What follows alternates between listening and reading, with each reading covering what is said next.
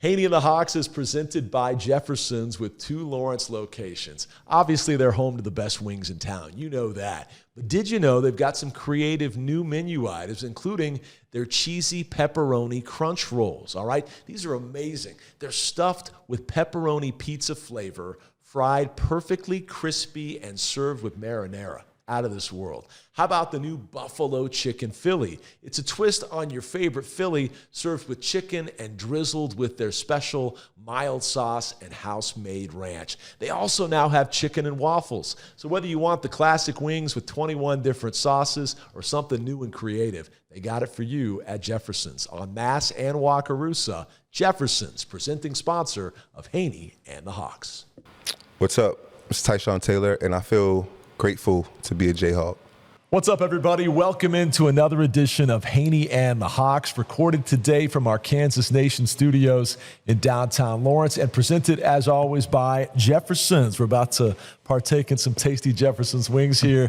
Talking to a guy who's one of the all-time great point guards in KU basketball history today, the guy that Bill Self has said on numerous occasions might just be the toughest player he ever coached. Thrilled to bring you All-American Tyshawn Taylor. Tyshawn, great to see you, bud. Thanks for having me, Brian. I appreciate it. Great to have you here. You're very familiar with these studios because you have your own show. Feels like second home here. No doubt, although you've never sat in the guest chair before. How's that suit you? First time. It's comfortable over here. It's like you're on a TV talk show or something. Good you got couch. your own couch.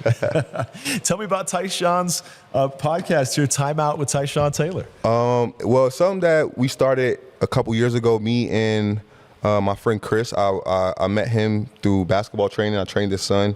Me and him, we just became pretty cool friends. We got a lot of things in common: basketball, gambling, sports betting, stuff like that. So we sat down, and he had a guy who wanted to do some producer stuff. Sure. And threw out the idea. And you obviously know I could talk ball all day. Absolutely. So I was like, if all I got to do is show up and talk basketball, I could do that. And so we did it, did some YouTube stuff, and we ended up getting some like good episodes. I had, I went and got Marcus for an episode. Sharon was on an episode.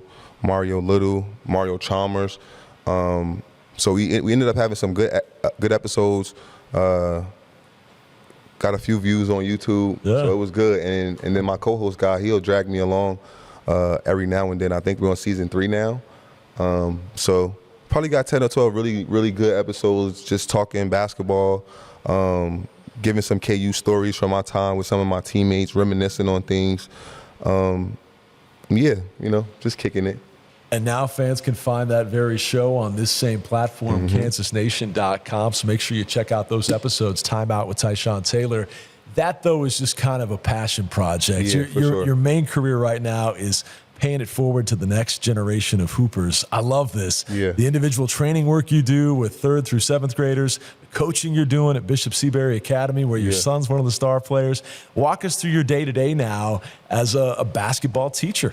Yeah, I mean, I think for me, just through all of my experience of basketball, all the coaches that I've had, it just feels like the thing to do. It feels like the right thing to do. I feel at home on the court even when I'm not playing.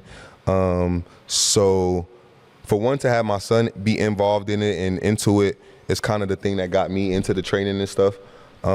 He's taking it serious. He's pretty good. And yeah, it's grown. It has its times where it goes up and down a lot, but for the most part, I've trained pretty much every kid in the community that's probably 8th grade and under since I've been here for 4 years. So that's good. I've seen a bunch of kids and a bunch of families that I know from when I was in college and stuff.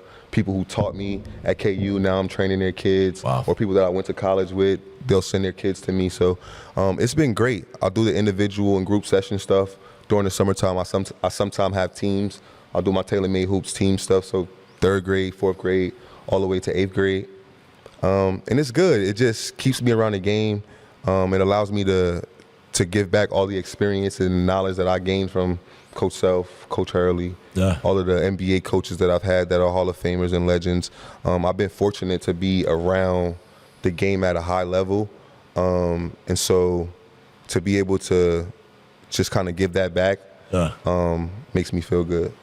That's exactly where I was going with the next question. From Bob Hurley at St. Anthony High School, where you went 32-0 as a senior, USA Today's mythical national championship, to Bill Self here at Kansas, obviously Jason Kidd, one of your NBA coaches.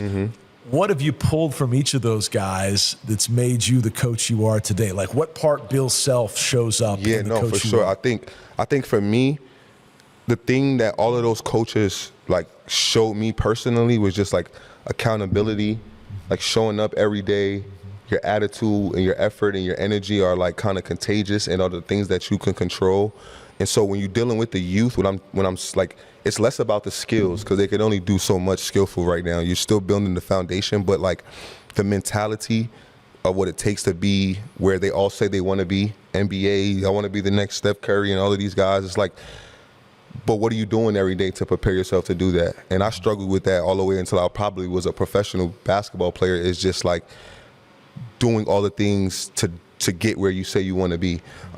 Again, accountability, showing up every day with the right attitude, working hard, not finding excuses or shortcuts. And I'm just kind of like, I still got some old school coaching in me. So there's a lot of yelling, there's a lot of screaming, a lot of running. But like, I think they also see that the things that I'm expressing to them, they work. And it doesn't take long for me to tell a kid something and him go do it, and he can see it right away because they're still young. They're still learning so much that it's easy for me to be like, hey, if you try that, that might work. And they can go apply it right away and be like, oh, coach kind of knows what he's talking about a little bit. So now when I am screaming and yelling, it seems like they're listening, like they're taking the coaching. And I know that's hard sometimes because I play for hard coaches, and I know how hard it is to take that criticism certain ways sometimes. Sure. But there's a lot of that in my coaching style because for me, one, it worked. And I guess just like the passion comes out sometime when I'm coaching them. And at their age and where they are with it, it's hard for them to understand right now, but they come back though, so. Do they understand who's coaching them? Because obviously, you're still young enough to get out there and demonstrate. You're in your mid-30s, but they're young enough that they didn't have a chance to see you play. Yeah. But do they get it that this was an All-American? This was a NBA draft pick. This was a guy that was 2 minutes away from winning a national title at Kansas. It's so funny because sometimes I actually do have to get out there and show them that I can still do shit. Like even when it just means making a free throw or a three-pointer, it's like I have to show them sometimes. Like I'm not one of the guys that's just telling you this, like I've been through this. And most of their parents signed them up because their parents are well aware, right? So the kids that I'm training most of the time is because their parents are aware. Like you need to be trained by a guy who was an All-American and did all these things. And so they get the stories, and they probably, most of them done their Google and their YouTube. So they see, excuse me, they've seen my highlights and stuff like that because they'll always tell me about it. Like, Coach, I remember when you don't remember that. You remember watching it. You don't remember it. But I think it's funny. But yeah, they speaking of something that we talked about off camera is the Melvin thing that's been going on lately. The comparisons there, they've all come in and say, hey, Coach, that number 14, Melvin, he looks just like you. He reminds me. I'm like, you never even watched me play, kid. But I hear what you're saying. So I've been getting a lot of that from my little kids that recently. That was on my list of topics today, and we do need to talk about Melvin Council because, as I told you off the air, I feel like for some of us that were around during your playing days, it's been nice to reminisce and think back to how brilliant you were on the floor and the amazing talents you brought to the equation for Kansas between 2008 and 2012, 2008, the fall semester that is.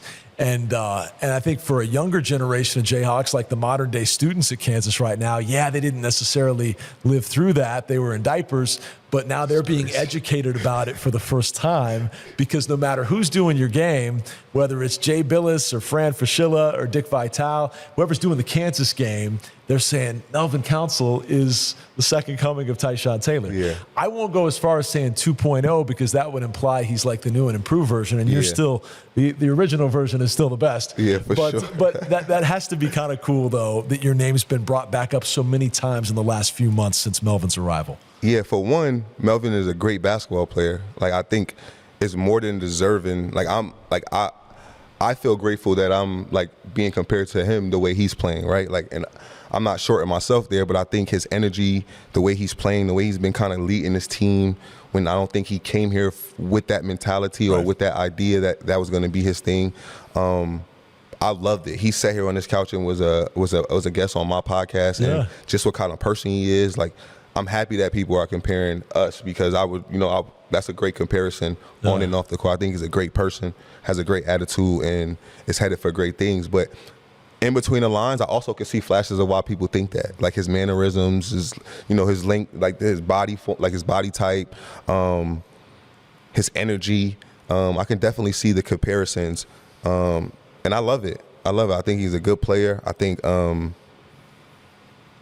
like watching the games and hearing the guys, like you said, like Jay Billis and Fran and Dickie V, like say that also kind of confirms that they were watching too, right? They remember too. Fran did a lot of my games. Jay did a lot of my games. So for them to say that, and it's always with respect, they're comparing him to me, and they're saying like those are big shoes to fill, or that's a great comparison. So they're saying it with respect, and so I appreciate that, because it does, kind of make me feel good. I think the initial comparison came because he gets the ball downhill and he drives it at such a high rate of speed. And we got some fast guys since you left. Devon Dotson, Frank Mason certainly could get baseline to baseline, but there wasn't a Tyshawn Taylor-like speedster until Melvin comes along. And then you couple with it the fact that you guys look like you could be cousins. In the face, genetically, you look very similar. Sure. He got that East Coast swag too. That's another thing. He's from upstate New York, but he from that side. So that's another thing that I naturally picked up, is his accent, some of his slang words. Is like very familiar to me. And so that's I picked that up like initially, even before I seen him play. So when I heard the comparisons, it was before the basketball stuff. I hadn't seen him play yet, and then I seen him play, and I was like, I can see it. I can see flashes of it. And then I seen him play for real, and I was like, okay, I get it. I get that. These conversations on Hanni and the Hawks, brought to you by Jefferson's, are meant to be more evergreen, so we won't talk about specific games coming up or what he just did and all that, because I want folks to be able to listen to this 5 years from now and not feel like it was recorded a long time ago. Having said that, in his first semester as a Jayhawk, when you watched him have to take on more of a load because Darren Peterson was out for 9 of the 13 non-con games, whether it was the NC State outburst with the 9 threes or a number of other performances where literally he stepped out of his comfort zone and into a larger role. How proud of him were you? And was there some big brother pride there? Because you guys have done more than just do an interview. You've shot with him, you've hung out a little bit. He's come to my son's basketball game, which I thought was dope. The kids loved it. And I hit him like last minute, like, yo, if you're not doing anything, the kids would love to see you. And he pulled up in 20 minutes. And so again, that's just who he is off the court. And so but yeah, I felt good. I felt great watching him, because for one, you root for somebody like that. After I had a real conversation with him, you just want somebody like that to do well. And then I also know the pressures of playing at Kansas. Totally. I just know the pressures of it. And he's coming from mid-majors and being really good at a different level. There's high expectations for his partner in crime, DP, to be really good, and then he's not there. So I can imagine that being like, oh shit, like what am I supposed to do now? And he performed. He's been performing. I think even the games that he's not like scoring a bunch, his energy is contagious on defense. He's making the right plays, like passing wise. He has a few games where he has 9 or 10 assists. So I just love watching him play. I just think he tries hard to make the right play every time, and that's hard to do.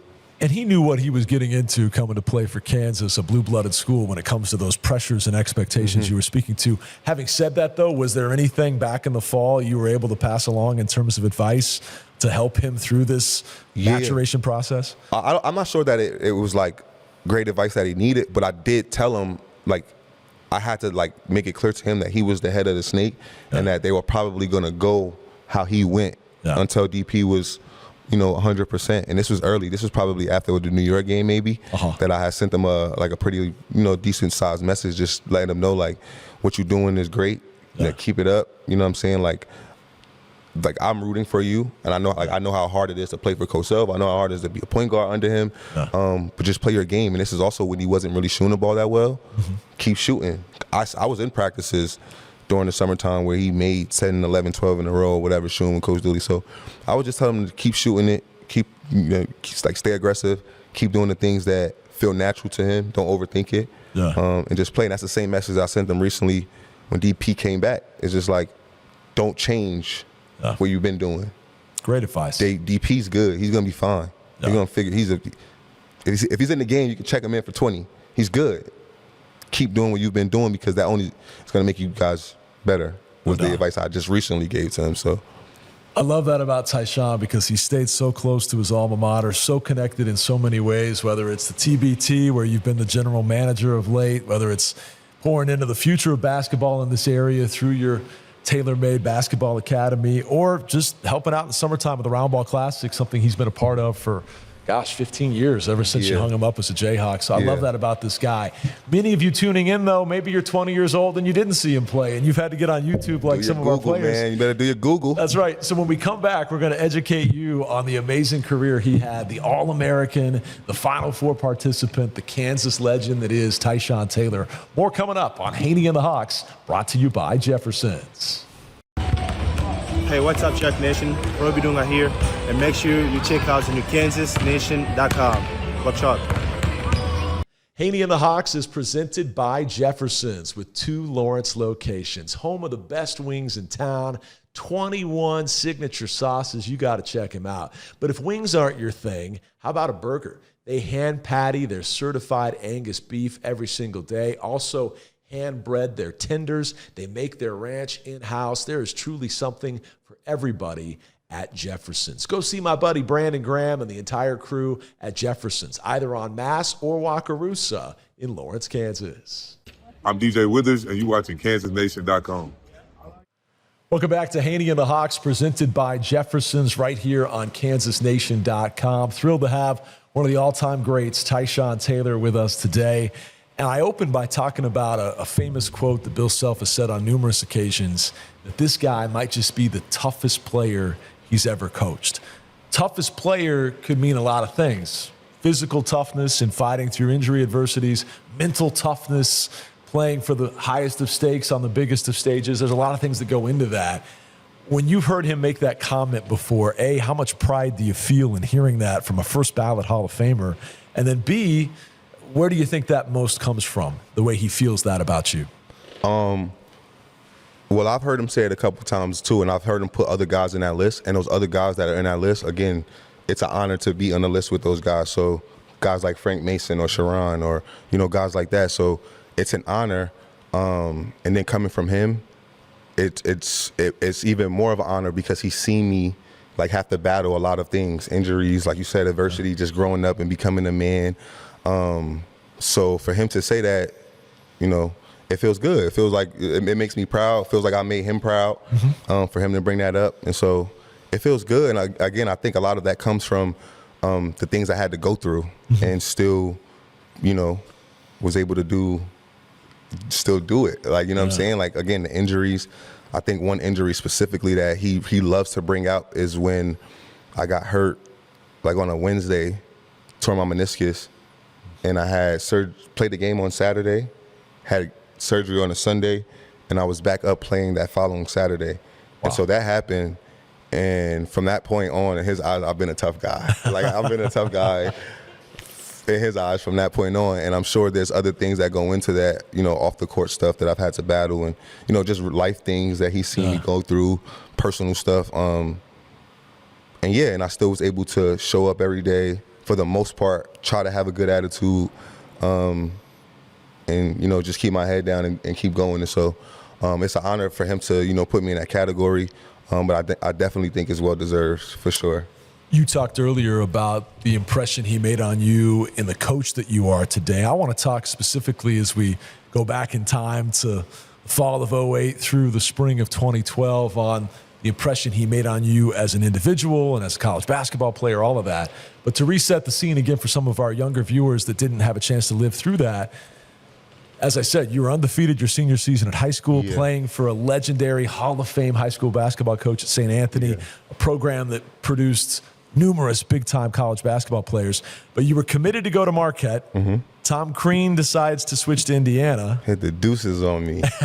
He ain't even called the boy. And Kansas enters the picture. How did Kansas enter the picture, and how quickly did they sell you on becoming a Jayhawk? It wasn't quick because after the Marquette thing, I was one of the higher ranked kids that was uncommitted at the time, because most of the kids in my class, that was late that happened. Like, I was signed. I had signed my letter of intent.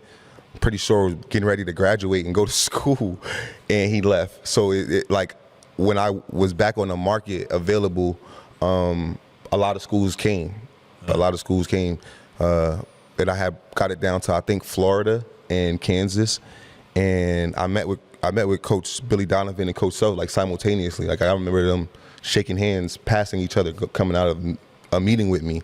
Florida went first, and Billy Donovan was, like, listing out all of these guys that he had. And none of them I feared, but they were all in my class. He had a class from 08 and 09 or 07, the year before me.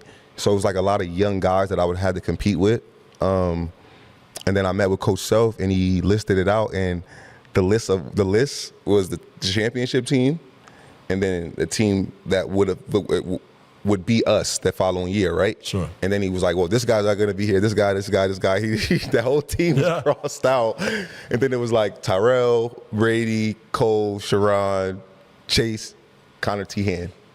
That was the team.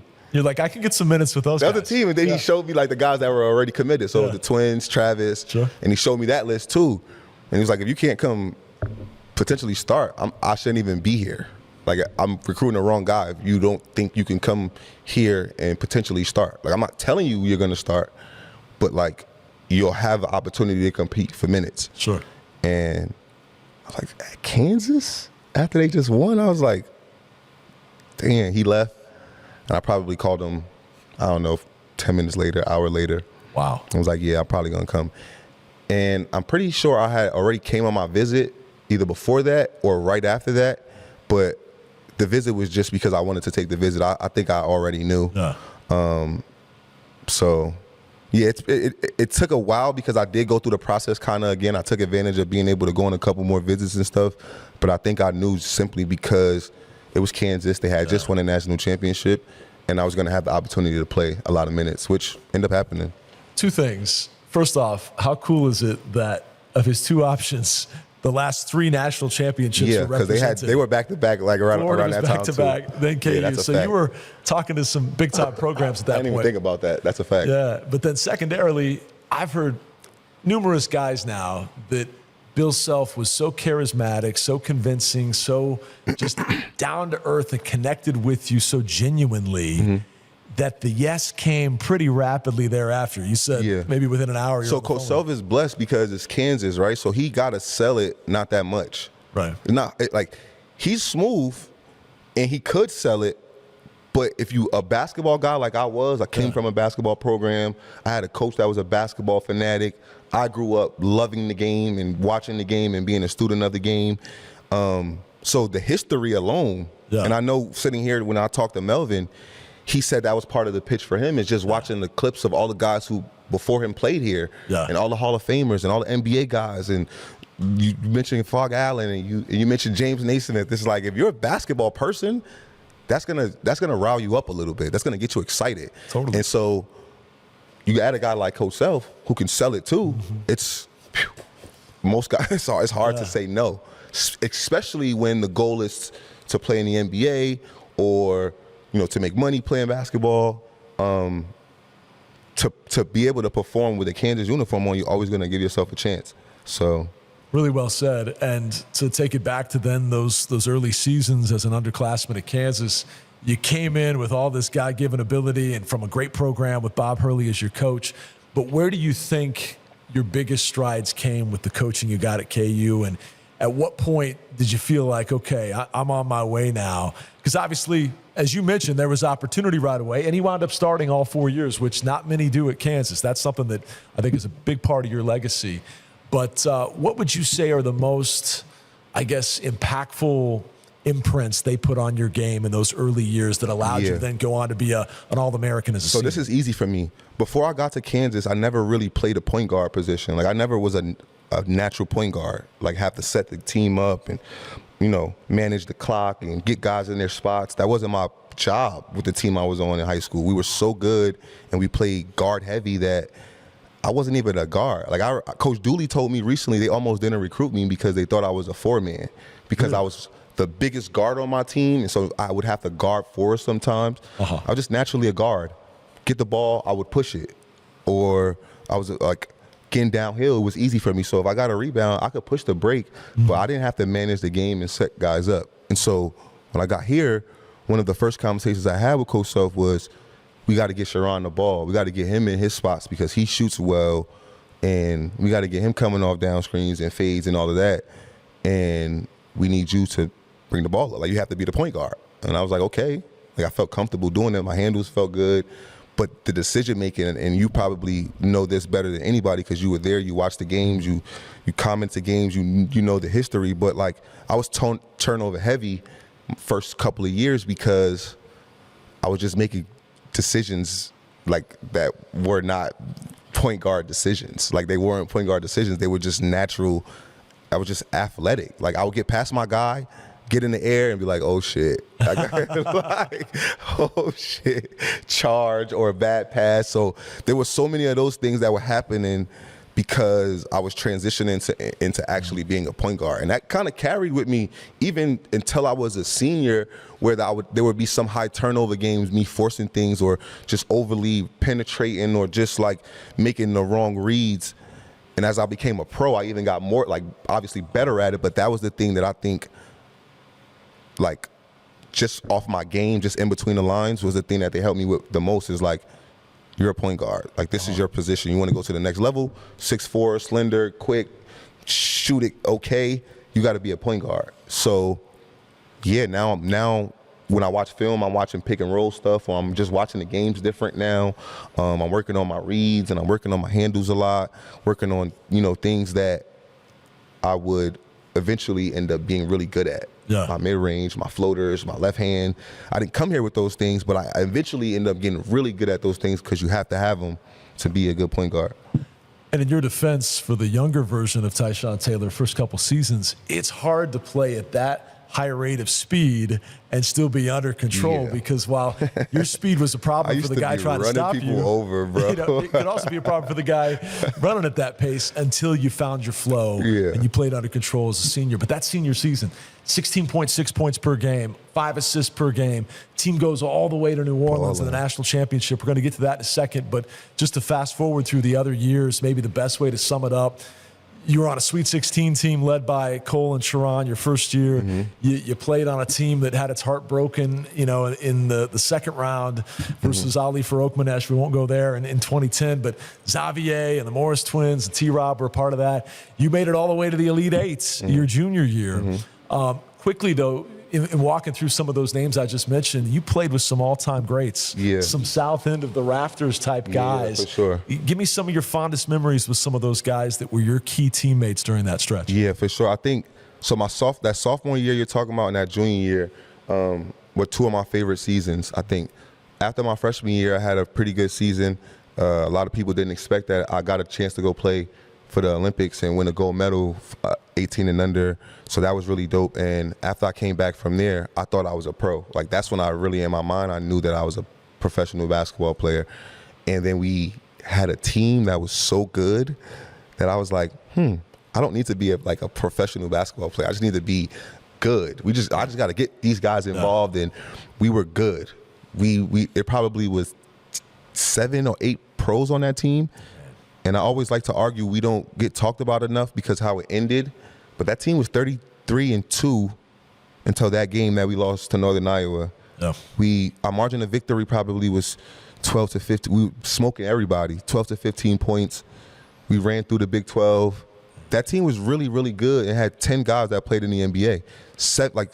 8 guys that played and 9 guys that played in the NBA, 7 lottery picks if I'm not mistaken. Wow. Xavier, T-Rob, both twins, Cole, Jeff Withy's in there somewhere. Yeah. Myself is in there somewhere. Did I say Xavier? You did. Yeah. Okay. So it was 7 or 8 of us that played in the NBA. Anyway, one of my favorite teams. We were so good. Sharon, we were so good, but we just couldn't figure it out when it mattered. We had a lot of games where we did struggle, and you just kind of seen, like, if this was a better team, this would, or if we weren't as good offensively, this would be, and ended up catching up with us. But that team was so good, and I would like to argue it against any team. We don't get talked about enough because we didn't go far in the tournament and shit. But that was a great team. My junior year, another of my favorite team because I got to see two of the guys that I came in with just kind of take off. Talking about the Twins, like they carried us that year. Marcus was so good and so fun to play with, so easy. Like they made the game so easy for all of us. Like we had some real battles in practices that year too, because the team that was coming up after us with T-Rob and Elijah, a couple of other guys that were on that team were really good too. So like I remember those practices would be like, even that the year before that, the first and second team, there was no drop off. Yep. Those 2 years. There was literally no drop-off those 2 years. So practices, our red team was a starting five on any other college. And so those practices were like, NBA people came to see those practices, bro. They were full. They were full, and it was so fun to compete and play at that higher level and be involved and be around guys like that. I felt like Coach Self was in his prime around that time, so his energy was high. It was just like, those are two of my freshman year was my favorite. My last year was my favorite. My freshman year was probably the one that means the most because it just kind of like set the tone for me. And those 2 years just like were probably my best years in college. Man. Like my funnest years. And the roster basketball. Depth and the dynamic nature 1 through 10 of that roster is something you'll probably never see again. It was so good. Because of the transfer portal and the NIL era that has now spread the talent around. With T-Rob playing behind the Twins, Jeff playing behind him. Yeah. Me, Elijah, Josh Selby at one point. Yeah. Brady and Tyrell with Connor playing behind them. Then you would get Elijah a year after that. It was ridiculous the amount of talent. Yeah. Trav, Mario, Little, and Xavier. Travis and Mario redshirted one year, and I thought it was the most ridiculous thing because they were so good. But we had Xavier. He was a fucking lottery pick. And I was like, this is crazy. But the practices, though, like those practices, sheesh, they got crazy. They did. Made the games easy. As deep as those teams were, and obviously your junior season, you went to the Elite Eight in San Antonio. The farthest you would advance would come as a senior on a team that wasn't that deep. Yeah. And seven guys. Right? Seven guys. So educate the younger viewer and listener now on that team because you still had dynamic talent. Yeah. With T-Rob, obviously, an All-American. You were a third-team All-American that year, first-team All-Big 12. Yeah. Jeff Withey set an NCAA record for blocks in the tournament. He was a beast. Elijah, Travis Rutherford, lockdown defender. Yeah. You know, you had a lot of talent. Obviously, Kevin Young, Connor Tehan hitting 4 threes versus Mizzou. Yeah. But while you didn't have quantity, you certainly had quality. We had exactly what we needed, and I think that's probably the biggest difference between that team and the team that was so good our sophomore year. It was like you just got so much. You just got too much sometimes. Right? Like as a coach, when you got that much, you sometimes it's hard to get to that 7 or 8 guys that you normally play with towards the end of the season. Right. When the roster is just that good, it's hard. I don't know. I'm not speaking for Coach Sel, but just being there, it felt like he didn't care to pull a guy out because he knew he had another guy. Right. And maybe that was just my experience that year because I was also up and down with my play. But like my senior year, you couldn't do that. I got to play my 5, and I'm going to shuffle around the 2 who's playing good. And we knew what T-Rob was going to give us. After a couple of games, we knew what I was going to give us. We knew what Travis and Elijah was going to give us. After a few games, we knew Jeff was a great defender and was going to make shots and be a lob threat. And then you like you said, you get your Kevin Youngs. You give you some great minutes against Missouri that last game. You have games like that. You get a Justin Wesley come in and give you a spark plug and maybe catch a lob or a putback dunk. Then you get one of those young guys like Nadir to come in and spare some minutes for myself or Elijah when we needed it. And the dark horse, or I guess like the kind of secret to that season, was Ben and Jamari not being able to play. So Ben McLemore was on that team, Jamari Traylor was on that team, but they couldn't play. So again, it goes back to that red team, blue team kind of vibe. Like our red team was better every day because now we're playing against 2 pros. Yeah. Playing against a lottery pick, and Jamari is a professional basketball player. So like you add them to, I'm guarding Ben every day at practice. He's guarding me every day in practice. So now when I have to go play against Baylor, I know exactly how it feels to have a 6'6" athletic wing guarding you for 2 hours. Yep. That's my day. That's my life. I do that every day. Every day. You know what I'm saying? And so he helped us even though he couldn't play. And I honestly think if he was there, we win a national championship if we had Ben and Jamari that year. So they helped us a bunch. I've also heard from guys like Elijah that if that game versus Kentucky was 2 minutes longer, you win a national championship. I'll give you one even better. Yes. If Elijah shoots the three that he didn't shoot in the corner and got to travel for it, I think we win that game. I don't know if I'm gonna take you back. Yeah. There was a moment in the game where we were down 6 points, and Elijah got a three in the corner, an open three, and Anthony Davis went to contest it. I guess Elijah thought that he was gonna get blocked, so he just came down with the ball and got a travel. Ref calls a travel, he shoots the ball, goes in. It doesn't matter. That was his way of giving the ref the ball back. But it went in, and I noticed that. And I noticed that shit. And then they come down and they hit a three, and it was like a minute and 40 seconds left at that point, minute 25 seconds left. So we go, instead of going down 3, we go down 9. Exactly. Game's over. So I even give you, that's the one for me, because obviously we have 2 minutes more, but if he shoots that, I don't think it gets blocked. But even if it does, it goes out of bounds, we get the ball back. And so he was like, oh shit, he just came down with it. And I was like, oh my God. And his whole 2 minutes thing had to do with the fact that you've been on such a great comeback, and all the momentum was coming to Kansas. I've said that before too. We had 2 minutes. A little bit. Real quickly, we don't have a ton of time, but like when you think back to that title game run, and not specifically just the game versus Kentucky, but the whole 6-game tournament, what are some of your fondest memories in what was in the Self era one of our favorite runs of all time? Yeah, the comeback against Purdue, because I did not feel like we could win that game. I felt like they were gonna get a big shot at any moment, and we couldn't we couldn't create any distance. It was like a 1 or 2 point game the whole time, either us up or us down. And late in the game, I remember getting the ball on a pass from like a rebound from T-Rod. He passed it over, and I looked up at the clock, and it was like 5 seconds, and we up 1, and I was like, dribble out or dunk? Dunk. It was like 3 seconds. The coach was like,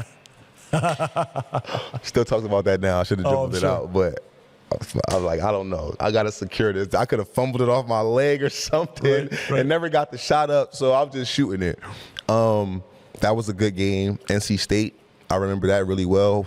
We came back from 8 or 9 points lead, and I remember running a play, out of bounds play, where somebody's supposed to get a screen and come around and get a lob. Lob wasn't there.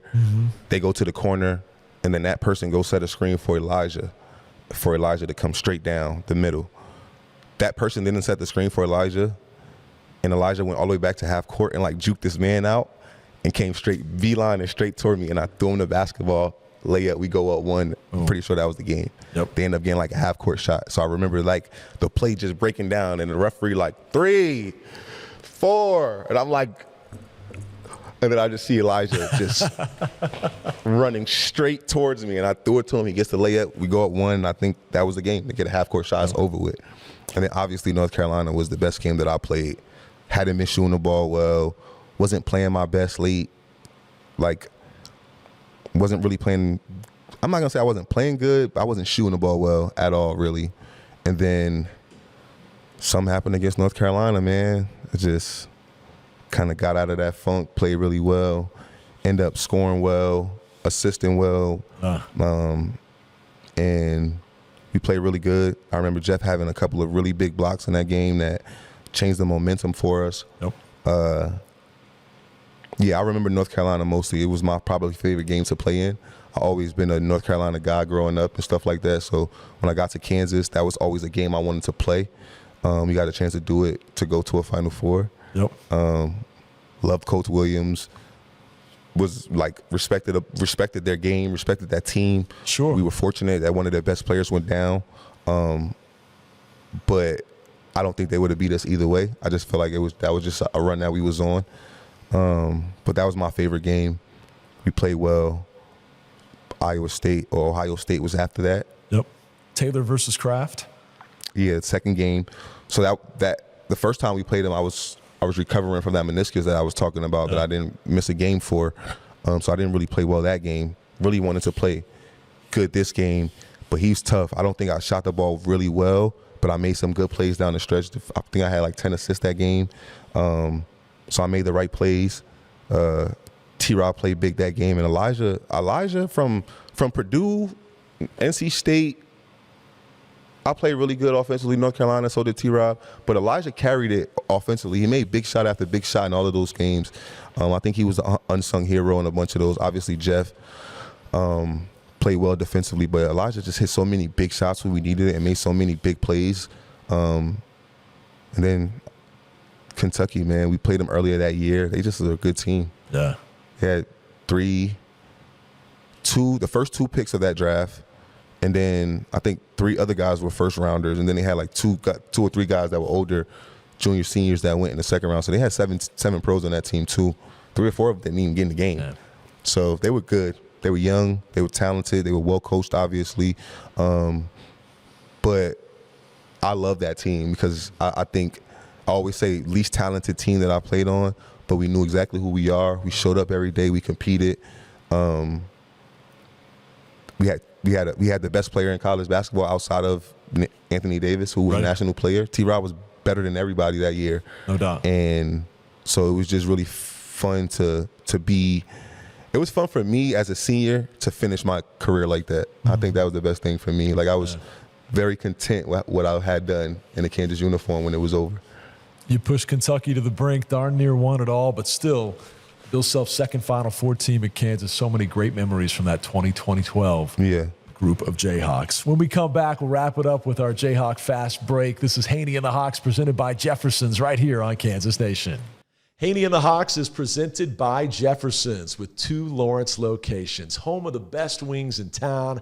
21 signature sauces. You got to check them out. But if wings aren't your thing, how about a burger? They hand patty their certified Angus beef every single day. Also hand bread their tenders. They make their ranch in-house. There is truly something for everybody at Jefferson's. Go see my buddy Brandon Graham and the entire crew at Jefferson's, either on Mass or Wakarusa in Lawrence, Kansas. I'm DJ Withers, and you're watching KansasNation.com. Back to wrap it up on Hanni and the Hawks with Tyshawn Taylor, one of Bill Self's favorite players ever. We've covered a lot of ground today on your Kansas career, your impressions of Coach Self then versus now, and some of your favorite memories of your favorite teammates. But we always like to close with something called the Jayhawk Fast Break. 4 quick hitters. Could be about all kinds of random stuff.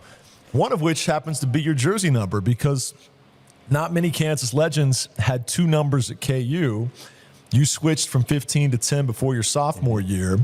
Begs the question, how come you didn't have 10 to start?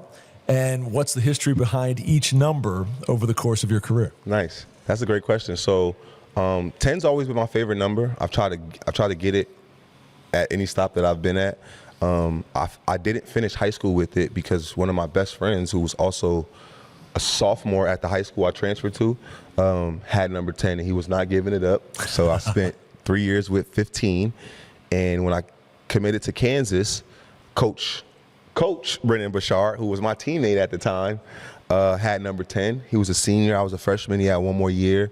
I knew I would be there more than 1 year. So I said, hey, all right, it's yours for 1 year. And so I took 15. The danger in 15 that year was Mario Chalmers just hit a crazy big shot. He did. Biggest shot in school history. One of the biggest shots we've all ever seen. And I come in, probably similar to what Melvin's dealing with, not on the same level because I'm not Mario, but there was a lot of like, are you the next him? Sure. And I was like, I don't know.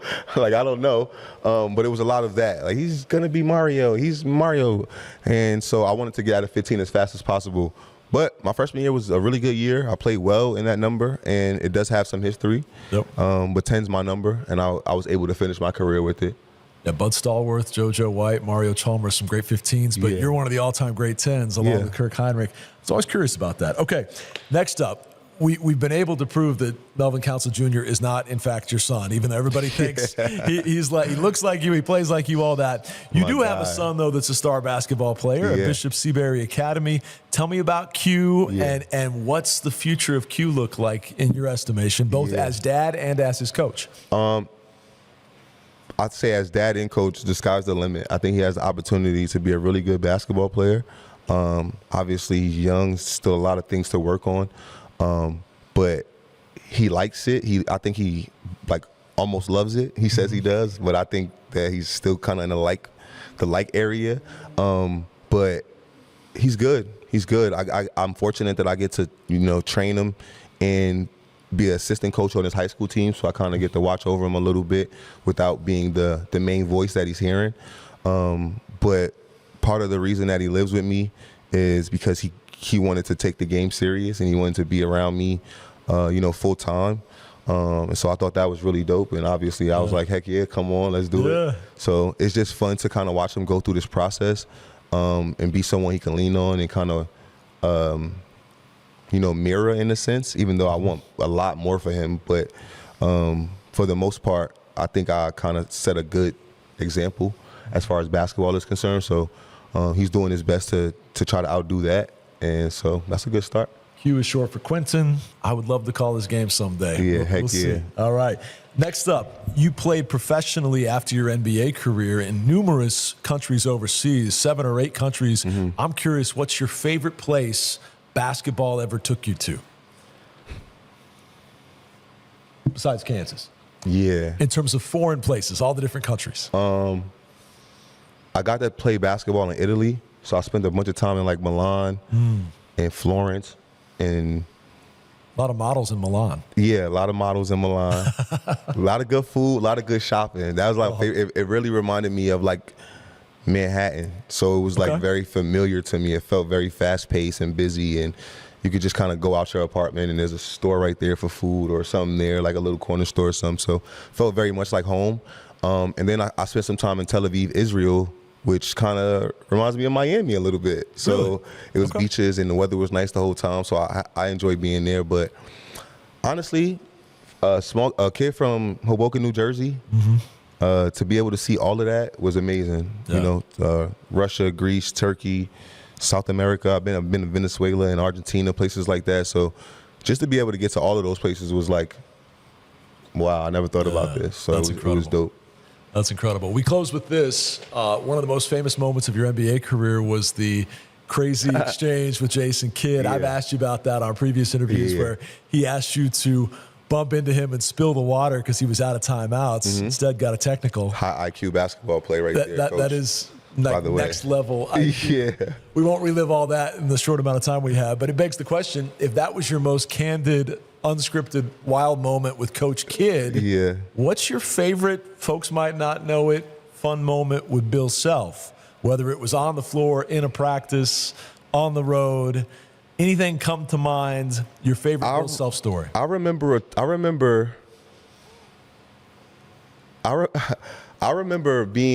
we were watching film. We were on the road watching film my senior year, maybe during a tournament or a Big 12 tournament. We were in a hotel though, and we were watching film and everybody was eating dinner and they left. And I was kind of still there, just kind of hanging out on my phone or whatever. And this is before I wore eye contacts. This is when I knew I needed eye contacts. So I was like a table away from Coach Self, and I was like on my phone, and my phone was like this, and I'm like texting or scrolling or doing whatever I'm doing. And he yells from across the room, "Hey, bud, you think you need some glasses?" And I go, I don't know. I was like, I don't know. I went to the eye doctor like probably the next day or whenever we got back, and I, in fact, needed glasses. Like, I was blind. And then I also thought about, damn, I've been playing basketball this blind my whole life. Like, what if I could have actually seen somebody? And Bill Self was the optometrist that diagnosed Honestly, it. he literally like brought it to my attention because I always was like squinting, but I never like paid even attention to like how close my phone was to my face or anything until he yelled across the room and was like, "Hey, you think you need glasses?" And I was like, maybe.